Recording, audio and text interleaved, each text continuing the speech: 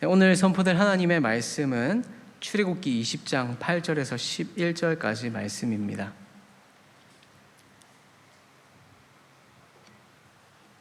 출애굽기 20장 8절에서 11절까지 말씀입니다.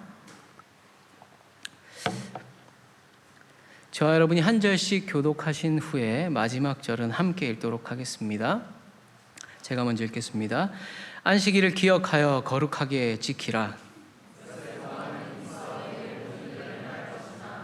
일곱째 날은 내 하나님 여호와의 안식일인즉 너나 내 아들이나 내 딸이나 내 남종이나 내 여종이나 내 가축이나 내 문 안에 머무는 객이라도 아무 일도 하지 말라. 이는 엿새 동안에 나 여호와가 하늘과 땅과 바다와 그 가운데 모든 것을 만들고 일곱째 날에 쉬었습니다. 그러므로 나 여호와가 안식일을 복되게 하여 그날을 거룩하게 하였느니라. 아멘. 기도하겠습니다. 하나님, 우리에게 귀한 주일을 허락하심에 감사를 드립니다. 하나님의 말씀이 이 시간 우리에게 선포되어집니다. 우리 모두가 하나님 앞에 말씀을 감사하게 받을 수 있게 하시고 순종하고자 하는 선한 마음을 허락하여 주시옵소서. 성령님, 이 시간 함께하여 주셔서 말씀을 전하는 자나 듣는 자 모두가 말씀에 감화되게 하시옵소서. 감사를 드리며 예수 그리스도의 이름으로 기도합니다. 아멘. 네, 오늘은 거짓 안식과 참된 안식으로 하나님의 말씀을 선포하도록 하겠습니다. 오늘은 복된 주일입니다. 참된 안식을 누리고 계십니까? 저에게 이번 한 주는 참으로 말씀과 가까워지는 한 주간이었습니다. 화요일부터 오늘까지 매일 새벽 그리고 수교 기도회와 오늘 이 시간 주일 예배까지 말씀을 준비하다 보니 계속해서 말씀에 대해서 고민하고 또 묵상하는 그런 귀한 시간을 보냈습니다. 특별히 오늘 주일 말씀을 두고 하나님께서 어떤 말씀을 전하기를 원하실까 마음으로 며칠 동안 기도하면서 고민했습니다. 그러다가 오늘 이 말씀을 전하고자 하는 마음이 생겨났습니다. 오늘 본문은 우리에게 진정한 안식 그리고 진정한 쉼의 의미를 다시 한번 생각해 볼 수 있도록 하는 본문입니다. 요즘 휴가 기간이라서 많은 분들이 한국으로 혹은 다른 지역으로 떠나시는 것 같습니다. 물론 저도 내일부터 휴가를 갖게 됩니다. 돌아보면 이번 한 주는 말씀과 함께하는 행복한 시간이었지만 쉽지만은 않은 시간이었습니다. 그래서 아마 내일부터의 그 휴가가 더욱더 꿀같은 시간이 될 것 같습니다. 어쨌든 이 시기에는 저뿐만 아니라 많은 분들이 휴가를 통해서 쉼을 얻고자 이곳저곳을 향해 떠나곤 합니다. 그런데 우리 한번 솔직해져 보기를 원합니다. 휴가로 어딘가로 떠나면 정말 쉼을 누릴 수 있나요? 어른들뿐만 아니라 학생들도 해야 할 공부를 잠시 뒤로 미루는 것일 뿐입니다. 그리고 방학 기간이지만 방학이라고 해서 또 마냥 놀지는 않죠. 학생들마다 다르겠지만요. 특별히 어린아이를 두고 있는 부모님들은 휴가가 진짜 쉼이라고 하기가 좀 어렵지 않나라는 생각을 해봅니다. 저는 휴가철에 어딘가로 떠난다는 게 사실은 자녀들 추억 만들기 여행을 위해서 가는 것 같다라는 생각을 하곤 합니다. 물론 사람의 성향과 상황에 따라 차이는 있을 수 있긴 합니다만 저는 개인적으로 휴가가 더 지치더라고요. 어디 가면 또 힘들기도 하고 또 돈도 들고 애들하고 놀아줘야 되고 또 마치 휴가가 하나의 과제처럼 느껴지기도 합니다. 개인적으로 그냥 집에서 쉬는 게 진짜 휴가가 아닌가라는 생각을 해보기도 합니다. 이런 제 모습을 이렇게 객관화해서 한번 보니까 어릴 적 아버지 모습이 떠오르더라고요.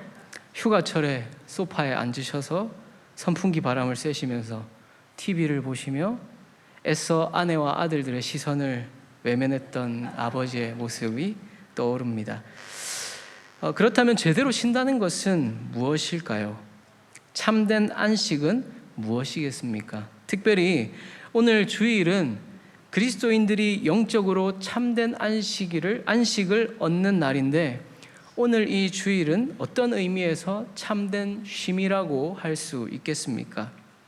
오늘 이 말씀을 통해서 저와 여러분이 진정한 쉼과 기쁨을 깨닫는 저와 여러분 되기를 간절히 소망합니다.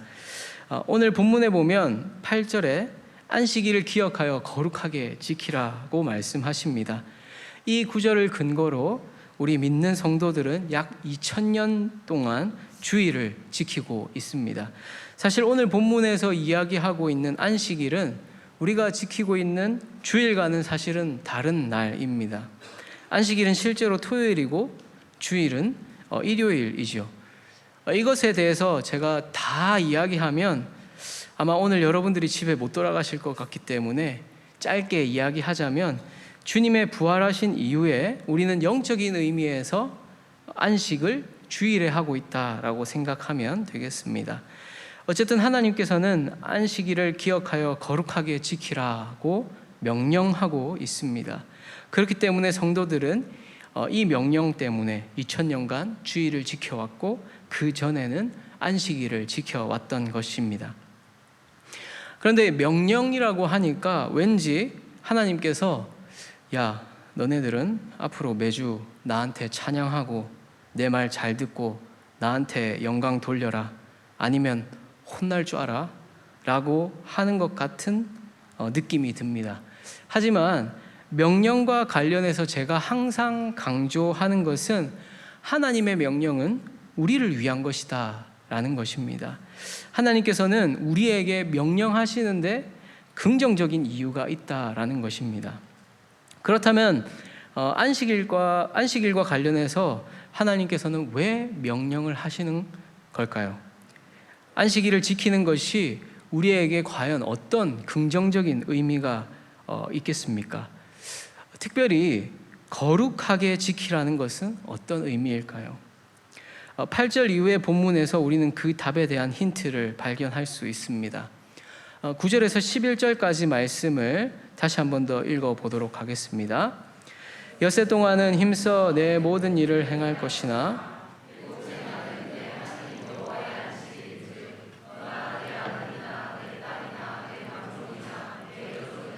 내 가축이나 내 문 안에 머무는 객이라도 아무 일도 하지 말라.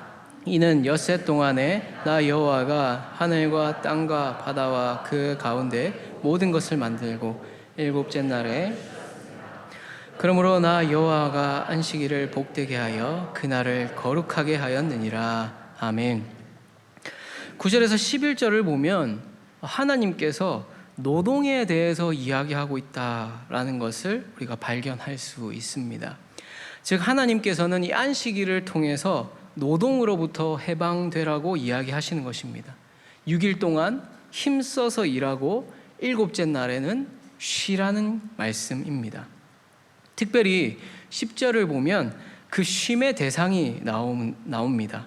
하나님께서는 너, 내 아들과 내 딸, 남종과 여종, 가축, 나그네 등 모두가 쉬라고 말씀을 하십니다.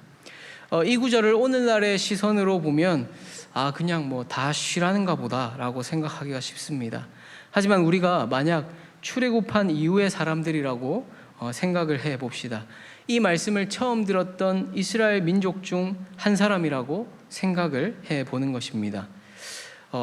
이들은 얼마 전까지 종이었습니다. 심지어 이집트 왕의 미움을 받아서 거의 쉬지 않고 일했던 사람들입니다. 그렇기 때문에 이들은 종이라고 생각을 하면 쉬지 않고 일하는 것이 너무나 당연하다라는 생각을 가지고 있었을 것입니다. 나도 마찬가지고 아들, 딸도 마찬가지고 또 종은 더더욱 쉬면 안 되는 일을 계속해서 하는 사람이라고 생각했을 것입니다. 사람이 아닌 가축은 어떻겠습니까? 그리고 나그네도 마찬가지입니다. 이 나그네라는 것은 외국인으로서 떠도는 사람을 의미한다고 할 수 있는데, 오늘날처럼 여권을 발급받아서 여행을 다니는 것이 아니었기 때문에 이들은 그 나라 안에서 법적인 보호를 전혀 받을 수 없는 사람들이었습니다. 그래서 이들은 고대 사회에서 고아와 과부와 더불어서 사회적 최약자로 여김을 받았습니다. 그래서 이 나그네는 그냥 집에 머무는 손님이 아니라 어떻게 보면 오늘날로 치면 외국인 노동자라고 생각을 하면 쉬울 것 같습니다. 하나님께서는 이들도 쉬라고 말씀을 하시는 것입니다. 그렇기 때문에 이 안식하라는 하나님의 명령은 너희가 쉬는 날에 나한테 와서 예배 안 드리면 죽음을 면치 못할 것이다. 나한테 영광 돌리고 찬양하고 헌금도 많이 하고 말도 잘 듣고 해야 너희들 신상에 좋을 것이다 라고 으름장을 놓으시는 것이 아니라 고생 많지? 힘들지? 6일 동안 정말 고생 많았다. 이제 진짜 좀 쉬어라. 이제 쉬어도 괜찮다 라고 말씀하시는 것입니다. 노동의 괴로움에 짓눌려 있는 사람들에게는 이것이 은혜인 것입니다. 수고하는 사람들에게는 이것이 은혜인 것입니다. 쉬고 싶어도 쉬고 싶다고 말할 수 없는 사회적 약자들에게 이것은 은혜입니다. 이와 같이 하나님의 명령은 늘 항상 연약한 자들을 돌보는 쪽으로 향하고 있는 것입니다. 특별히 11절에는 안식일의 기원에 대해서 말씀을 하십니다.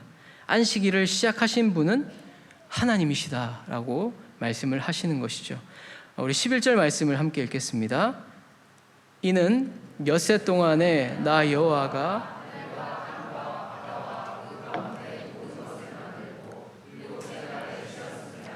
그러므로 나 여호와가 안식일을 복되게 하여 그날을 거룩하게 하였느니라. 아멘. 하나님께서는 11절에 안식일을 만든 것은 하나님께서 태초에 만물을 만드실 때 일곱째 날에 쉬었기 때문이다 라고 말씀을 하십니다. 그런데 잘 생각해 보면 사실 하나님께서는 쉬실 필요가 없는 분이십니다. 시편 121편 4절에는 이스라엘을 지키시는 이는 졸지도 아니하시고 주무시도 아니하시리로다 라고 말씀하고 있습니다. 하나님께서는 실로 쉬지도 졸지도 주무시지도 않는 분입니다. 쉼이 필요가 없으신 분이십니다. 그런데도 하나님께서는 쉬신 것입니다. 왜 그러셨을까요? 쉼이 필요 없는 나도 쉬었으니 너희는 반드시 쉬어라고 이야기하시는 것입니다.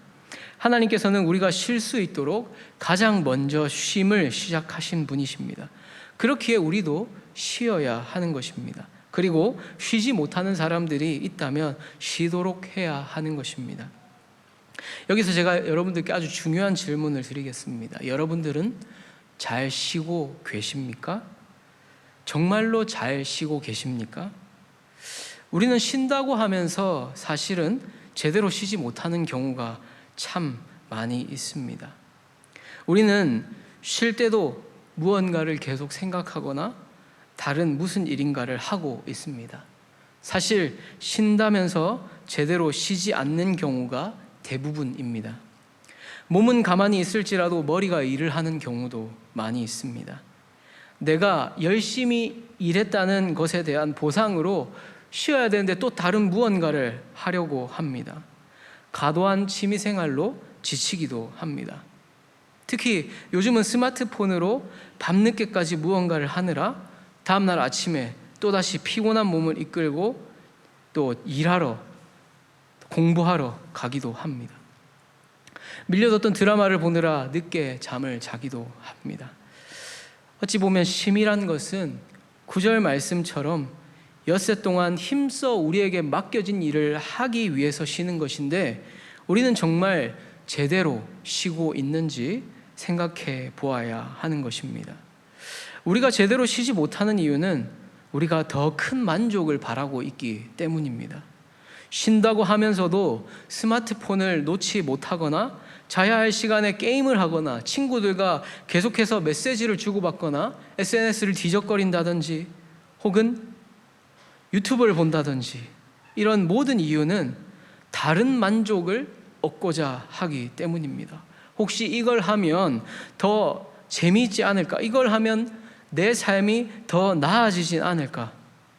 쉬지 않고 일하는 사람이든 빈둥거리며 놀고 있는 사람이든 사실은 동일하게 자신만의 만족을 위해서 살아가고 있는 사람들이라는 것입니다.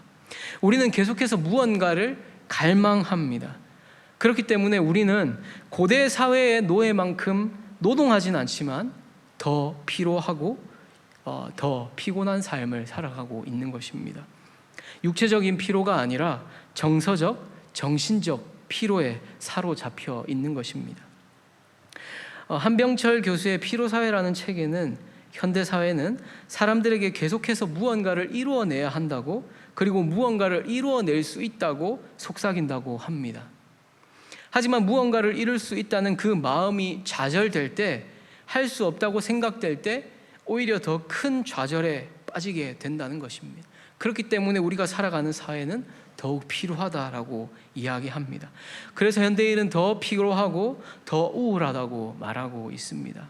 실제로 이 시대는 우리에게 좋은 것들을 많이 보여줍니다. 인터넷을 통해서 혹은 소셜 네트워크를 통해서 성공한 것처럼 보이는 사람들과 행복해 보이는 사람들을 계속해서 보여줍니다. 그리고 우리도 그렇게 되도록 우리의 마음을 부추기는 것이죠. 하지만 현실과 다르기 때문에 우리는 때로는 더욱더 우울하게 되는 것입니다. 정신적 피로감에 사로잡히게 되는 것입니다. 그래서 우리가 살아가는 사회는 피로 사회인 것입니다. 그래서 빈둥거린다고 해서 제대로 쉬는 것이 아닙니다. 하나님께서는 우리에게 더욱 중요한 정신적 피로로부터 해방될 것을 요청하고 계신 것입니다. 하나님께서는 안식일을 단순한 육체적 쉼의 날뿐만 아니라 복되게 하셨다고 말씀하십니다. 그리고 그날을 거룩하게 하셨다라고 말씀하십니다. 거룩이라는 말은 왠지 찬양을 많이 하고 기도를 많이 해야 할 것 같은 느낌이 드는 단어이지만 원래 히브리어 단어는 따로 떼어서 구별한다라는 의미입니다. 결국 하나님께서는 우리가 세상으로부터 따로 떼어져서 구별되는 날, 그리고 우리에게 복을 부어주시는 날로 안식일을 따로 떼어서 정하신 것입니다. 하나님께서 쉬셨던 것처럼 우리에게도 육체적, 정신적 쉼을 얻도록 하시는 것입니다. 참된 쉼을 얻으라고 말씀하시는 것입니다. 우리에게 자꾸 무언가를 요구하는, 너는 더 잘할 수 있어, 넌 해내야 돼 라고 요구하는 그 세상으로부터 구분되어서 참된 쉼을 얻으라는 말씀입니다. 우리가 얻을 수 있는 참된 쉼은 어디에서 얻을 수 있습니까? 마태복음 11장 28절에서 30절까지 말씀을 우리 함께 읽도록 하겠습니다. 수고하고 무거운 짐진 자들아 다 내게로 오라. 내가 너희를 쉬게 하리라. 나는 마음이 온유하고 겸손하니 나의 멍에를 메고 내게 배우라. 그리하면 너희 마음이 쉼을 얻으리니 이는 내 멍에는 쉽고 내 짐은 가벼움이라 하시니라. 아멘. 예수님께서는 예수님께 나아오는 자들을 쉬게 하겠다, 쉬게 하실 것이다 라고 말씀하고 계십니다. 참된 쉼을 얻을 수 있다라고 말씀하십니다. 그리고 참된 쉼을 얻기 위해서 29절의 말씀을 보면 예수님의 멍에를 메고 예수님께 배워야 한다고 말씀하십니다. 여기서 아주 독특한 단어가 등장을 합니다. 배운다라는 단어입니다. 우리가 일반적으로 쉼을 얻기 위해서라면 예수님 곁에 눕는다든지 아니면 바닥에 앉는다든지 하다못해서 예수님한테 안긴다라고 해야 할 것 같은데 예수님께서는 배우라고 말씀을 하시는 것이죠. 예수님께 배운다는 것은 다르게 생각해 보면 공부를 해야 한다라는 것인데 듣기만 해도 쉼과는 전혀 관련이 없는, 어떤 이들은 한숨을 자아내는 그런 말이 아닐까 생각이 듭니다. 하지만 예수님께서 이 배우다라는 단어를 사용하시면서 예수님께서 제공하시는 쉼이란 것이 단순히 육체적인 쉼이 아니다라는 것을 이야기하시는 것입니다. 계속해서 만족하지 못하도록 하는 세상이 아니라 우리에게 영원한 만족, 참된 쉼을 제공하시는 예수님께 나아오라고 초대하고 계신 것입니다. 세상의 가르침에서, 세상의 목소리에서 멀어지고 예수님의 가르침, 예수님의 그 사랑의 음성에 귀를 기울이고 배우라는 말씀인 것입니다. 세상은 말합니다. 너는 더 가져야 한다. 더 누려야 한다. 더 많은 것을 해야 한다. 더 성취해야 한다. 더 즐겨야 한다. 더 일해야 한다. 더 공부해야 한다. 더 많은 것들을 이루어야 한다.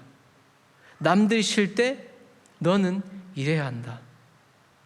하지만 우리는 이런 거짓말로부터 해방되고 예수님의 사랑의 음성에 귀를 기울여야 하는 것입니다. 계속해서 우리를 피로하게 만드는 음성이 아니라 우리를 참으로 쉬게 하는, 그리고 영원한 그 만족으로 인도하는 예수님의 목소리를 들어야 하는 것입니다. 예수님께서 제공하시는 쉼은 단순한 육체적인 쉼만을 의미하는 것은 아닙니다. 우리가 겪고 있는, 우리 안에 있는 근원적 피로로부터 해방시켜 주시는 것입니다. 나아가서 30절에서 예수님은 자신의 멍에는 쉽고 자신의 짐이 가볍다고 말씀하십니다. 여기서 이 쉽다라는 말은 사실 원어적으로 봤을 때 친절하다, 좋다, 편안하다, 자비롭다라는 의미입니다. 즉 예수님께서는 쉼을 사랑과 배려로, 은혜와 긍휼로 베푸시는 분이라는 것입니다. 즉 이 말은 무엇입니까? 예수님께서 은혜와 긍휼로 베푸신 멍에 바로 십자가를 의미하는 것입니다. 십자가의 은혜가 우리를 참으로 쉴 수 있게 하는 것입니다. 다른 것과 비교하지 않아도 될 만큼 큰 사랑을 받아 누릴 수 있게 되었습니다. 나란 존재만으로도 빛이 나도록 만들어 주셨습니다. 무언가를 하지 않아도, 사랑스럽지 않아도, 나조차 내가 싫고 나를 받아들이지 못하는 그 순간에도 예수님께서는 십자가의 은혜로 우리에게 영원한 만족과 기쁨을 허락하시고 우리에게 베푸는 것입니다. 완전한 영적 안식을 누리게 하시는 것입니다. 여러분들은 예수님을 믿기 전에 여러분들의 마음이 어떠했는지 기억나십니까? 저는 똑똑히 기억이 납니다. 예수 그리스도가 없는 삶은 무엇을 해도 허무하고 무엇을 해도 불안하고 나의 삶이 어디로 가는지, 어디로 가야 하는지, 어떻게 살아야 하는지, 무엇을 위해 사는지, 삶의 의미는 과연 무엇인지 도무지 알 수 없고 혼란스러운 것 투성이입니다. 세상의 목소리에 맞추어 즐기면 즐길수록 더욱 불안해지고 더욱 허무함을 느끼게 됩니다. 하지만 우리가 예수 그리스도의 놀라운 사랑과 은혜를 마주한 이후에 어떻게 되었습니까? 기쁨과 감격이 우리 안에 넘치지 않았습니까?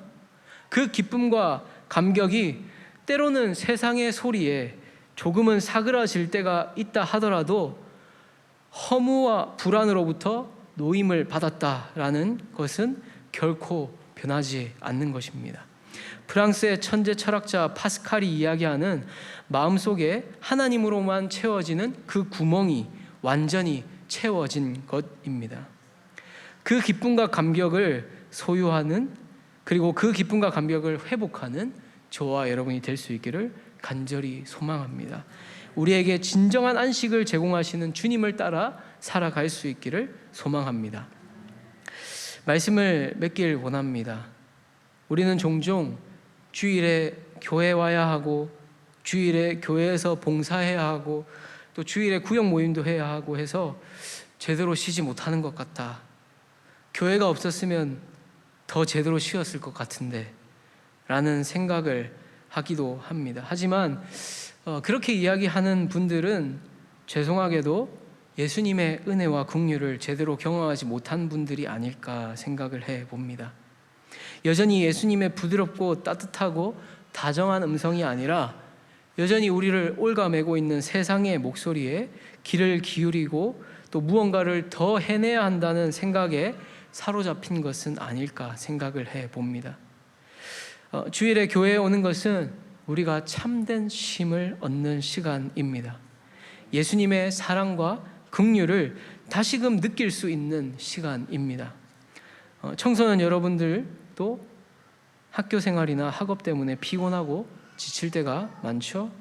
하지만 주일에 교회에 와서 예배드리고 친구들과 함께 예수님의 사랑을 나누는 것이야말로 우리에게 참된 쉼을 줄 수 있습니다.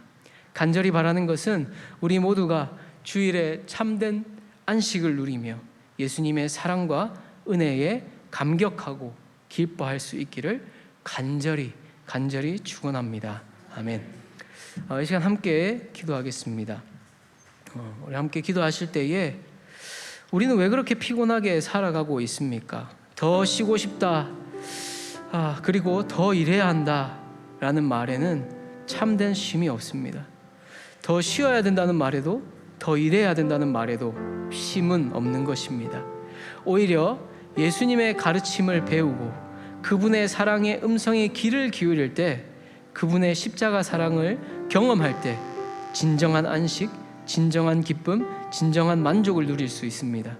이 시간 기도하실 때에 세상의 목소리에 귀를 기울이지 않고 참된 기쁨과 만족을 누릴 수 있는 예수님께 배우는 우리가 될 수 있도록, 육체적 쉼, 영의 쉼 모두를 누릴 수 있는 우리가 될 수 있도록 함께 기도하겠습니다. 하나님 아버지 주님 감사합니다. 주님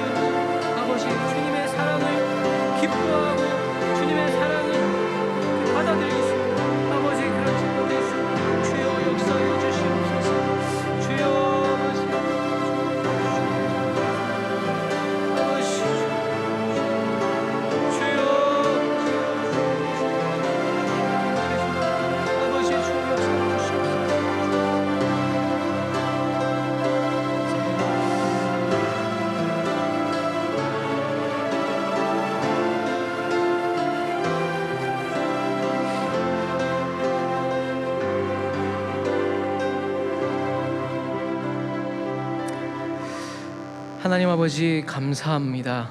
우리로 하나님의 놀라운 은혜와 사랑을 누리게 하심에 감사를 드립니다. 그 사랑의 음성에 귀를 기울임으로 참된 쉼을 누리게 하여 주시옵소서. 하나님께서 베푸시는 참된 안식을 마음껏 누리게 하여 주시옵소서.